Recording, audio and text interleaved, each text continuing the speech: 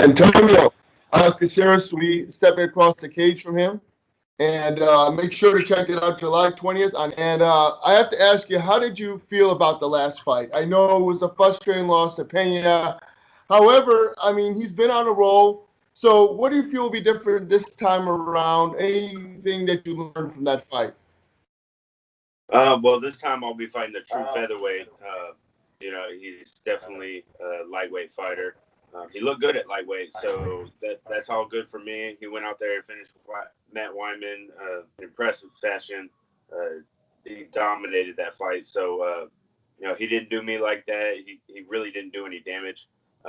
Yeah, it was frustrating getting the loss, but I felt like I went out there. I took the fight to him, and I was the one that dictated the pace in that fight. So, I feel like this fight's going to be a lot better, a lot more in my favor.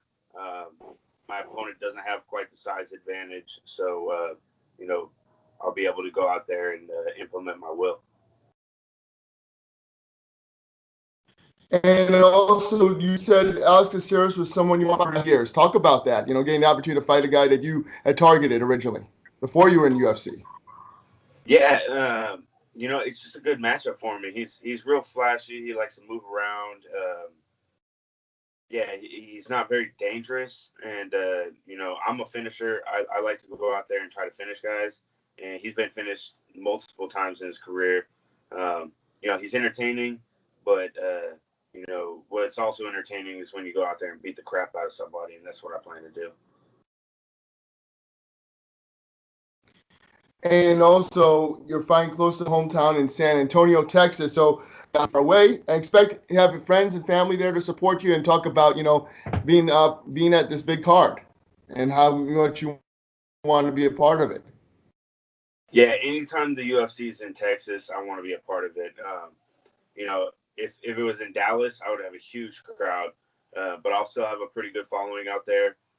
Got lots of friends and family and fans, making the trip to San Antonio. And I fought in San Antonio before, and the crowd seems to like the Mexican fighters. And although I'm not Mexican, but my nickname's Ocho, so they can resonate with that and get behind the Ocho. So, it's always good to have a crowd in your favor. And who do you feel has made a difference in this camp? Training at Fortis MMA. Who do you feel like has really highlighted something that you had to work on and improved on? Just worked on everything really. I don't want to say too much about working on my game plan or whatnot, but I just been working on my overall game. The fight with Pena was a little bit crazy. There was some unpredictable scrambles that I got into, and he had some attributes that I had to deal with that I've never had to deal with. One point I was in on a double leg, and he reached back and was able to grab my heel from the ground. So I've never had to deal with that, and with Caceres, that's not going to be an issue. He doesn't have a 5-inch height advantage on me and an 8-inch reach advantage. Alex Caceres has a slight reach advantage, and that shouldn't be too hard for me to dictate and deal with.